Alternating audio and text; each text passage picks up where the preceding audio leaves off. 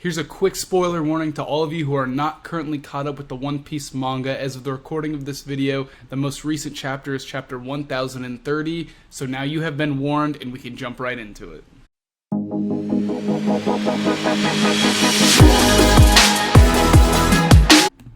The idea of Devil Fruit Awakenings has been around since before the time skip even. Back in Impel Down, we were introduced to the Jailer Beasts. Those were the big, bulking, lumbering animals that were said to be awakened. Now at the time, this was the first and last thing we ever heard of awakening for a very long time in the story, and people even thought, oh, this might be something that is only capable to Zoan Devil Fruit users, because immediately following Impel Down, where do we end up at? Marineford. Top level fighters in the world of One Piece all going at it, and not a single mention. So a lot of people had this idea, oh, maybe it's restricted to Zoan types. However, we flash forward quite a bit of time to Dressrosa, and suddenly we can see that Paramecias as well have awakenings, and Doflamingo says it here, but he actually gets it a little wrong with this quote. Nonetheless, it's a beautiful one. He says, "Listen up, hatchling. Devil Fruit abilities have a whole other stage to them. It's called awakening. Very rarely an ability will awaken and begin to affect things other than the user's own body." Now, when Doflamingo said this, we took it to be gospel, right? Because what do we see with Doflamingo's ability? That exact application. And then again, we get to Whole Cake Island with Katakuri, that same application. But now, in the latest chapter of One Piece, 1030, we see that not everyone fits this standard mold here.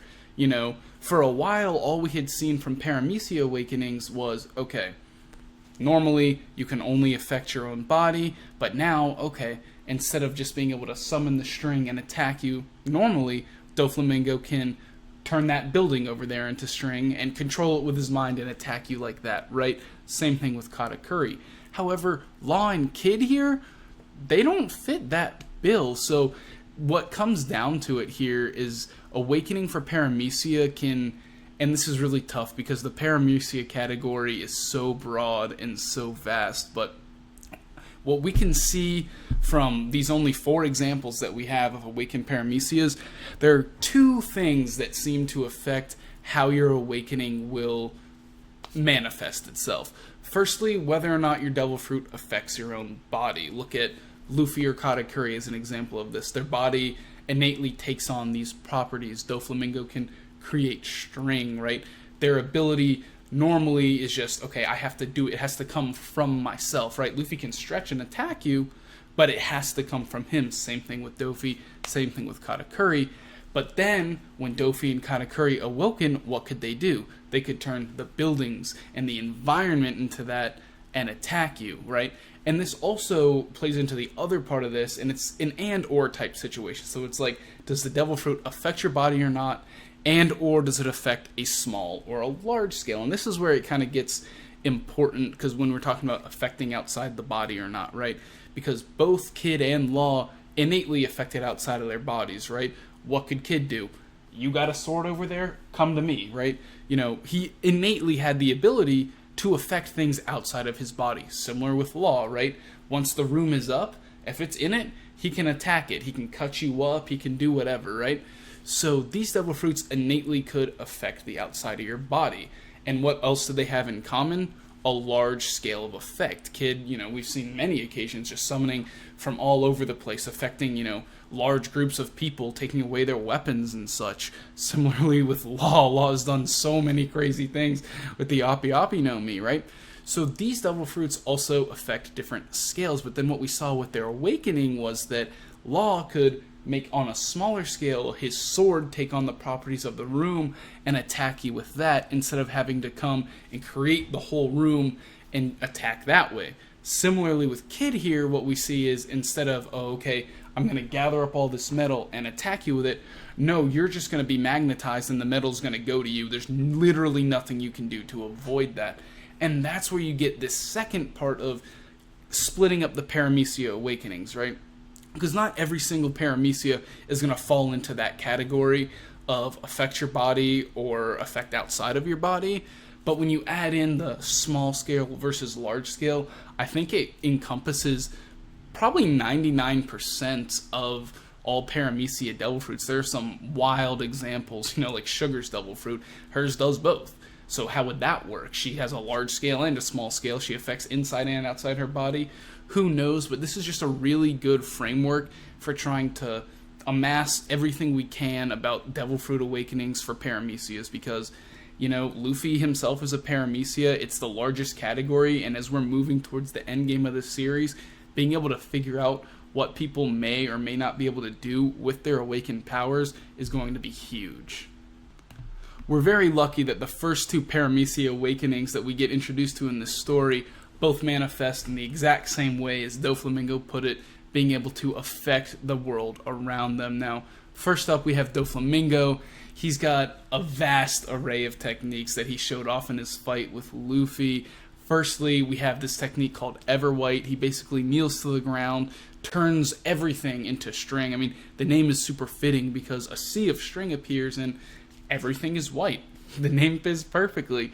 And then from there, he can do a variety of things. He can do basically whatever he wants, but his go-to technique from here is Flap Thread, where he coats it in armament hockey and then sends it flying at you to attack, which is quite scary. And then almost a stronger version of this would be his God Thread. This was the final technique that he used after Luffy went in with the King Kong gun, the final clash, his ultimate technique. It was a super, he gave it all, I'll use my strongest, you give me your strongest, the winner will take all, right? And this technique is awesome. He creates those 16 massive pillars, I think that's right, of string around him, coats them in armament hockey, and then sends them at you. Now, you have to think, compare this to what Luffy had to do for the King Kong gun, right? This is Luffy, every ounce of physical strength and might he has, empowered by his rubber, launching it at you. And Doflamingo can match this for a little bit by just sending the string up to you. I mean, it's very impressive and goes to show just how devastating these awakened techniques can be. And when you have that much space around you to convert into string, the sky's the limit, and it really enables some amazing techniques. Now, Katakuri, our fucking boy, one of the coolest antagonists in the One Piece story, in my opinion, at least. I mean, Doflamingo too. I mean, both these characters are so fucking awesome. Now, Katakuri has this cool technique called Nagari Mochi. You may know it as Flowing Mochi. It's the one where he basically just launches a sea of mochi chasing after you to kind of capture you. It's really cool. It's like a trap type technique. It's like, oh, don't get caught in the quicksand. Don't, if that touches you, he's going to have a hold of you and you're not going to be able to get away. Really good technique and works super well with his ability because of its natural properties of mochi. You've got that sticky flowiness to capture people. It works perfectly for him. And then probably my favorite technique from Katakuri here, we have the Muso Donuts, or you may know them as the Peerless or Unstoppable Donuts. There's been a few different translations. This is the technique where basically he creates little tendrils of mochi from the ground, brings them into the air, spins them into a donut, and then, he's not done yet, of course not, because this is so cool, he then creates a hand out of the mochi from the donut, coats it in armament hockey, and can attack you with it, which is fucking insane. Now, that technique is called Chikara Mochi, where he creates the hand, covers it, and attacks you. And then it has a more powerful version called Moki Ginchaku, which is essentially just he does a Gatling version, right? He summons a bunch of them and piles it on you with it. I think this technique is super cool, and one thing you may have noticed here as we're going through both Doflamingo and Katakuri is their ability to apply armament hockey onto their techniques. Now, only recently in the story have we been introduced to this idea of Conqueror's hockey used offensively in combat, where Luffy and Kaido are applying it to their hands as they clash, and we get those sick clashes that we've seen in the past, actually, with Whitebeard and Roger and such. Now, if you're able to apply your armament hockey to these techniques, it stands to reason that you could do this with Conqueror's hockey as well. Characters fighting with swords were able to have these Conqueror's clashes, so why not be able to apply it with your Devil Fruit? And the idea of, both these characters they got Conquerors. So the idea that maybe one day, if Katakuri can learn how to use that technique, he creates his donuts and then attacks you with a Conqueror's Haki blow. Oh my god. It's insane. And, oh man. These guys are both high-level fighters in the One Piece world, and their awakenings just make them so much more deadly. But one important thing to note about this type of awakening, where you get to influence the world around you, is that you can be severely nerfed or severely buffed depending on where you're fighting.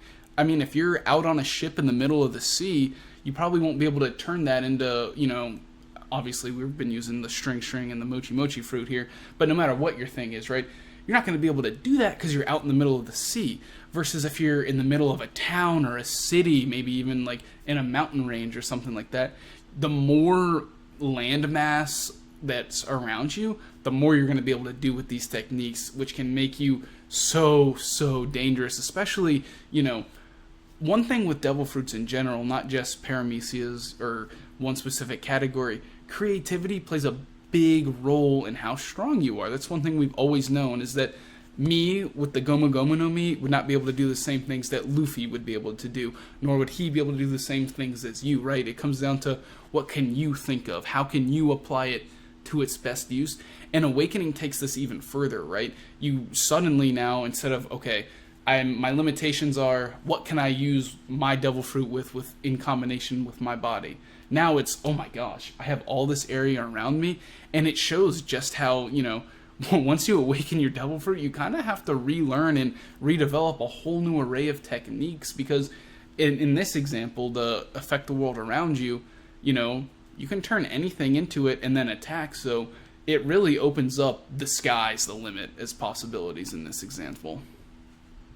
Chapter 1030 of One Piece delivers us 2 brand new applications of Paramecia Awakenings. This is super exciting. Firstly, we have Law, who can now activate a technique called Kroom.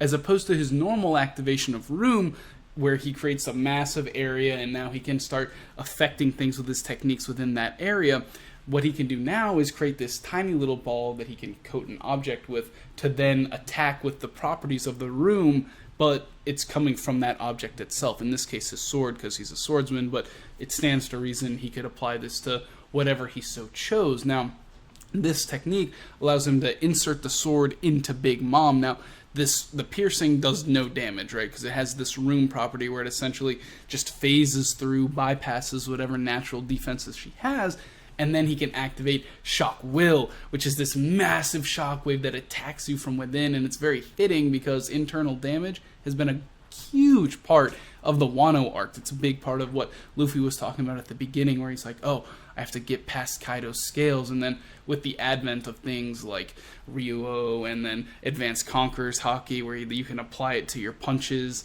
you know, you suddenly no longer really care about this internal damage because you have options to attack with that. But characters like Law, who can't use those abilities, he needed something to be able to keep up with the damage output that these top guys have, and although it's, you know, not quite the same, he still now has a technique that can keep him right there with the rest. Now, let's theorize a little bit here on some potential uses for his awakening. Firstly, like we were just talking about, he's bypassing natural defenses, and I'm sure he is going to have a multitude of techniques from this, like, stab ability, right, where he just puts it in you and then, you know, activates the shockwave. Maybe he can attack your specific organ, right? He activates it on your heart and does, like, a defibrillator thing to stop it. Or maybe he attacks your liver. I know in fighting, liver shots knocks people out, right? So, you know, he can attack your liver with a designated shockwave that's more potent just on that specific organ to do a ton of damage to the opponent. That could be a great application. Another thing that he could do here is altering your nerve pathways, right? So think about Blackbeard for a second, who takes a shit ton more damage than everyone else does. Well, he doesn't take more damage, but he just feels the pain more, right? Law could essentially do this to anyone he so chooses. He could go in, now that he has that ability to bypass your defenses and start attacking you from within. He's a doctor. If he's smart enough and knows how to do this, he could rewire you so that now you feel, even just standing in a room, the air on your skin is excruciating, and now suddenly every single attack that you get hit with is just devastating to you in terms of physical pain. Or on the flip side, we're in the heat of the final war. Blackbeard looks like he's about to beat Luffy, and Luffy's like, I can win, but my body, I can't move it. There's too much pain. I'm too fatigued. And then Law goes, all right, Luffy, look, what I'm about to do is not going to alleviate your pain in the true sense. It's still there. You just won't be able to feel it. And doing this will actually make it so that, you hurt yourself even further because you're not supposed to be able to move right now. But I will take all that pain away so you can finish this off. And Luffy would obviously agree and then go beat Blackbeard because he doesn't feel pain, and then probably be put in a hospital for like 10 years because you know how Luffy is.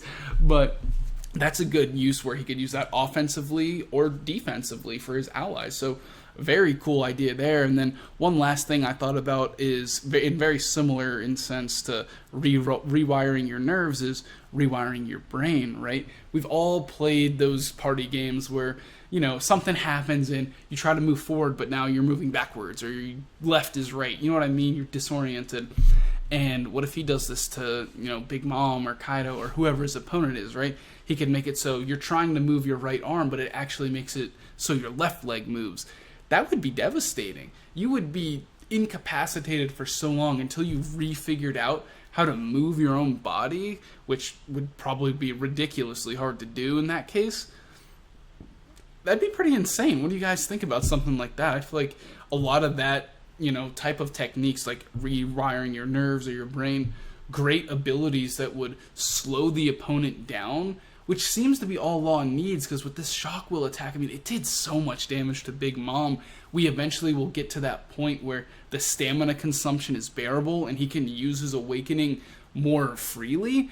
And then, a few attacks like that on anyone is gonna, put him out of commission. So, yeah, it seems like Law is really taking on the sense of like this. He's either a support or an assassin, right? He's either going to activate his room and help support you in the fight, using shambles and all sorts of techniques, or he's going to be more of that assassin who's like, okay, I'm going to disorient you and come in and just hit you with a ton of internal damage and then dip until I can use the technique again. Pretty cool there. Now with Kid, his technique is assign. He can just choose whoever he wants. We don't know the specific limitations. What we saw is he activates it on Big Mom, goes assign, immediately she's magnetized. Napoleon bonks her in the head. Everything starts gravitating towards her, and then Kid comes in with the Punk Clash, sending everything in the vicinity in on Big Mom, taking her down, burying her under a massive pile of just debris and steel. It's ridiculous. And one thing that's interesting to note here is how long is this going to last? If it's even 10, 15 minutes, it's going to slow Big Mom down significantly. Yeah, she's strong, and she'll probably still be able to move with a bunch of steel on her, but it's going to slow her down significantly. This is a lot of steel just burying her, so seems like a very powerful use in that sense, if not for the damage as well, but that added effect of if it lingers for a while, ridiculous, right? Now, let's theorize a little bit here. What might he be able to do? Now, one of the first things that popped into my mind, and this kind of depends on what he can exactly do and how many targets he has here. But let's say he can create up to 2 targets with this, right? He goes himself and his opponent, right? Now the opponent, if he, in this example, what he'll be doing here is making so that they're oppositely magnetized. So you can never connect, you can never touch, right? And if the opponent has no ranged attacks, like Luffy's a great example of this. He has ranged attacks, but it's all through his body because it stretches. Luffy would never be able to touch him because the magnets would literally never let it happen, right? So there are obviously a lot of characters that have ranged attacks that this wouldn't affect, but it would certainly slow you down. Even Kaido, yeah, he fights a lot. He's got some cool blast breath techniques. He's got that big dragon twister wind scythes and shit, right?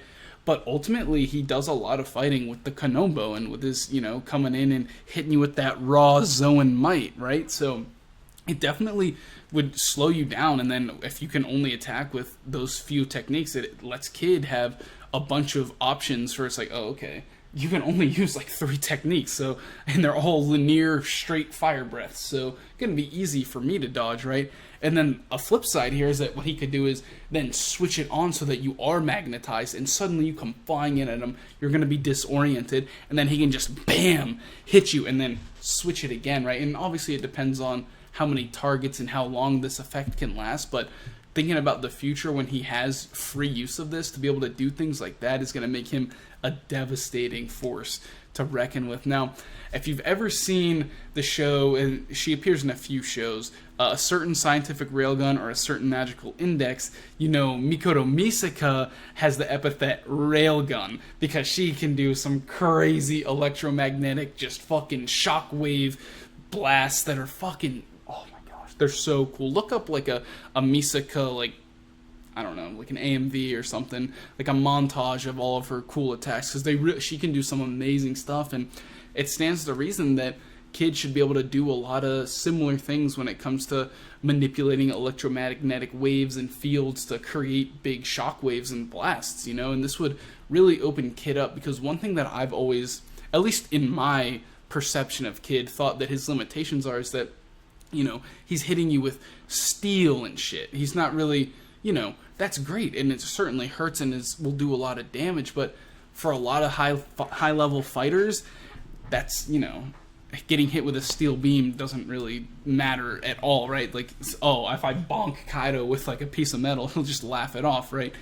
But being able to use some more of the electromagnetic field stuff, create some shock waves and big energy blasts, that would be a really good way to up Kid's offensive capabilities. Because we've seen him tank. He took a fucking Elbaf spear in this most recent chapter. Like, in terms of defense, we know he's got high defense and high HP. We've got it. We just kind of haven't seen the offense, and this could be a way for him to open that up. And now one last thing I thought of here was, if he really has high levels of control over here, what if he could magnetize 2 parts of your body, so your hands are stuck together, or like your hand is stuck to your foot or something like that, right? That could be a devastating technique for, like I was saying with Law, slowing people down, right? We're getting to the highest levels of fighting, and a lot of these people are monsters. Kaido can keep going. Kaido has not had a break, and he's still going with Luffy, who just got some rest, who's been growing in battle like crazy. So these high-level fighters really seem like they have just distinguished themselves in terms of how long they can go and keep fighting. So any type of technique like that can disorient them, shut them down, do anything to slow off the offense is important. So it seems like both Kid and Law here have a variety of techniques that they might have at their disposal to be able to do something like that. Now that we've covered all of the known awakened paramecias, we kind of understand the general framework that I was talking about from the beginning. You fall into one of 2 categories. You're either a devil fruit that affects your body, which is more of that small scale, which then when it awakens opens up the whole large scale, right? So innately you can create your string or turn your body into mochi. Now everything around you can control turning it into that mochi or that string, right? It's small scale to large scale. And reversely, you have the ones that naturally affect outside of their body, like the Law with his room, like Kid with his electromagnetism, right? What ends up happening here is they can now designate specific targets. In Kid's example, he's able to make someone specifically magnetic, or with Law, he can make his sword adopt the properties of his room. That way he doesn't have to activate the whole big-ass room. He now has such a wider variety of techniques, and he can go in and attack you from inside.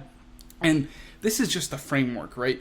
A lot of devil fruits when it comes to paramecias will fall into one of these categories. Absolutely, right? I'll just bring one because I think it's really funny. For example, real quick, think about the Funk Brothers, right? The jacket fruit.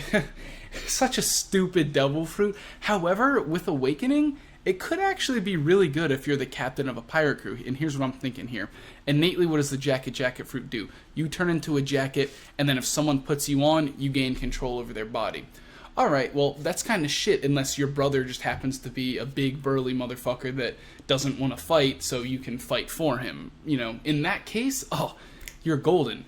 But outside of specific examples like that, you're not getting this.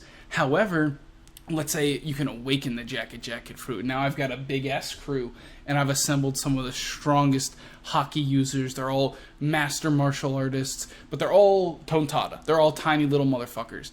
But I can turn them into jackets with my awakened power and have them take over the bodies of giants because, you know, my crew, we're welcome to all sizes and races, right?